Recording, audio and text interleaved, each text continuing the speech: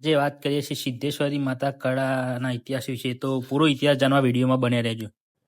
સિદ્ધેશ્વરી માતા સિંધ પ્રદેશમાં સિકોતર માતા તરીકે પ્રખ્યાત હતા. સિંધ પ્રદેશનો રાજા હમીર જેઓ મુસલમાન હતા અને તેમના પત્ની કંકુ જેઓ માતાજીના પરમ ભક્ત હોવાથી માતાજી તેમની સાથે સાક્ષાત વાતો કરતા. એટલું જ નહીં, હમીર કંકુની ભક્તિથી પ્રસન્ન થઈને માતાજી હમીર કંકુની 150 ભેંસોની રખવાળી કરતા. હમીર માતાજીના ભુવા હતા અને માતાજી અલગ અલગ સ્વરૂપે જોડે વાતો કરતા. આ બાજુ પાટણના રાજા સિદ્ધરાજ હમીર કંકુની 150 ભેંસો ચોરવાનો નિર્ણય કર્યો. હમીર કંકુની 150 ભેંસો ચોરી પાટણ લાવ્યા ત્યારે કંકુએ મા આશાદીને મેના ટોણા માર્યા અને ભેંસો પાછી લાવવાનું કહ્યું. હમીર કંકુના મેના સાંભળી સતી માતા વઢિયારમાં વરાણા આવ્યા. ત્યાં ખોડિયાર માને કહ્યું, 150 ભેંસો લેવા પાટણ જાઉં છું. ખોડિયાર બોલ્યા, હું પણ તારી સાથે આવું છું. સતી માતા બોલ્યા, હું એકલી જ પહોંચી વળીશ અને રાત્રે 12 વાગે પાટણના દરવાજે ઉતર્યા. સિદ્ધરાજ રાજાને ખબર હતી કે તેની ભેંસો લેવા ચોક્કસ આવશે, એટલે સિદ્ધરાજ રાજાએ પાટણના દરવાજે પીરાઈ ગોઠવી હતી. કેમ કે સતી ભેંસો લેવા આવે તો પાટણમાં ના આવી શકે, એટલે સતી પાટણના દરવાજા તરફ વળી એટલે પીલોએ રોકી કહ્યું, બેન ક્યાં જાય છે? અહીંયા તારી ચોકી છે, તને પાટણમાં નહીં જવા દઈએ. એટલે સતી બોલી, અલ્યા પીરો, હું સતી સિદ્ધરાજનું મેનું ભાગવા ભેંસો આપી હતી અને ભેંસો પાછી લીધા વગર હું સતી પાછી નહીં વળું. આ પાટણના પીર સમજી ગયા સતી ભેંસો પાછી લીધા વગર જશે નહીં, એટલે પીરોએ વચ્ચેનો રસ્તો કાઢ્યો અને સતીને કહ્યું કે તું તારું સંત બતાવે અને અમે પીરો કહીએ તેમ કરે તો પાટણના દરવાજા અંદર જવા દઈએ. સતી બોલ્યા, તમારે કેવા પારખા લેવા છે? એટલે પાટણના પીર બોલ્યા કે સતી, તને અમે એક સૂતરનો દોરો આપીએ. આ સૂતરના દોરાને 2 ઝાડ વચ્ચે બાંધીને હિંચકા ઝૂલી બતાવે તો સતી તમારી સત્તાની સાબિત થાય.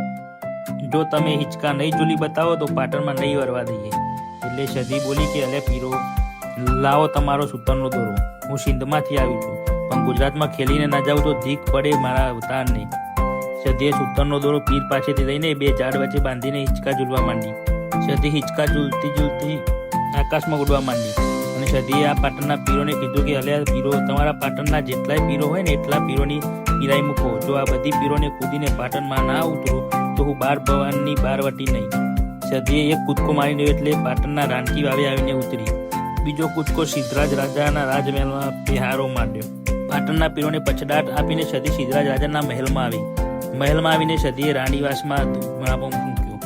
રાણીવાસમાંથી રાણીઓ અને દાસીઓ ધૂનતી ધૂનતી બહાર આવી. રાજમહેલમાં હોહો મચી ગયો. પછી સતીએ કીધું કે સિદ્ધરાજ, હું મારી ભેંસો લેવા માટે સિદ્ધની સદી આવી છું. સિદ્ધરાજ સમય પારખીને સતીના પગમાં પડી ગયા અને સિદ્ધરાજે કહ્યું કે તમે ભેંસો લઈ જાઓ, પણ હું સિદ્ધરાજ રાજા તમને અમારા પાટણમાં બેસાડવા માંગુ છું. એટલે સતી બોલી કે સિદ્ધરાજ રાજા, હું મારા હમીરાને આ 250 ભેંસો આપીને પાછી પાટણ આવું છું. અને સતી ભેંસો લઈને સિંધમાં આવી.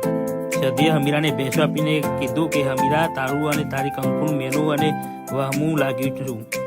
આજથી હું સતી સિંધ મલકમાં મૂકીને ગુજરાતના પાટણમાં જાઉં છું. આથી તમારાને મારા સતીના છેલ્લા રામ રામ. સતી સિંધ મલક મૂકી વિસાઈને પાટણ આવી અને સિદ્ધરાજ રાજાને સપનામાં ઉતરી અને કીધું કે રાજા, હું સતી આવી છું. સવારે મને વાગતા ઢોળે પાટણની રાણકી વાવે બેસાડજે. તું મને રાણકી વાવે બેસાડ, પછી હું જગતમાં તારું નામ સોના રૂપાના આંકડા પાડી દઉં તો મારું નામ સિંધ મલકની સતી નહીં જાય. સતી માતા પાટણની રાણકી વાવે બેઠા એટલે કડા ગામના વીરબન રાવણને ખબર પડી કે સતી સિંધમાંથી રિસાઈને પાટણની રાણકી વાવે બેઠી છે. એટલે વીરબન રાવણ સતીને પોતાના ગામમાં લઈ જવા માટે રાણકી વાવે આવ્યા. વીરબન રાવણે 2 મહિના રાણકી વાવે સતી માતાની એક પગે ભક્તિ કરી. 2 મહિને સતી જાગી એટલે વીરબન રાવણે કીધું કે સતી, હું તમને મારા ગામમાં લઈ જવા માંગુ છું. એટલે સતી માતા બોલ્યા કે વીરબન રાવણ, હું તારા ગામમાં તો આગળ જાઉં, સતી તારી પાછળ આવું છું, પણ તું ક્યાંય બેસતો નહીં. જો તું રસ્તામાં ક્યાંય બેસી જઈશ તો હું સતી ત્યાંથી આગળ વધીશ નહીં. એટલે વીરબન રાવણ પાટણથી હેડીને તેના ગામના માર્ગે પડ્યો અને સતી વીરબન રાવણના પાછળ આવી રહી. આમ કરતા કરતા કડા ગામ આવ્યું. વીરબન રાવણે વિચાર કર્યો કે અહીં એકાદી સલમ પીને થોડો થાક ખાઈ લઉં. આમ વીરબન રાવણ એક સુકાઈ ગયેલા રાયણના ટેકે ઊભા હતા. સલમ સળગાવી 2-3 દમ માર્યા. સલમ પીતા પીતા વીરબન રાવણની નીંદર ચડી અને વદના ટેકે થોડા લાંબા થયા. આંખો મીચાઈ ગઈ અને નીંદરમાં રાયણના ટેકેથી નીચે બેસી ગયા. વીરબન રાવલ કડા ગામના પાંદરે રાયણના ઝાડ નીચે સૂતા હતા અને આકાશવાણી થઈ કે વીરબન, હું સદી અહીંથી આગળ તારા ગામ સુધી નહીં આવું, મારે અહીં જ રોકાવું પડશે. સદી બોલ્યા કે વીરબન રાવણ, મેં તને કીધું કે તું ક્યાંય રોકાઈ ના જતો. એટલે સતી કડા ગામના સૂકા રાનના ઝાડ નીચે આસન વાળ્યું. તો મિત્રો આ તો કડાના સદીમાંનો ઇતિહાસ. વિડીયો સારો લાગ્યો હોય તો લાઈક, સબસ્ક્રાઈબ, શેર કરવાનું ભૂલતા નહીં.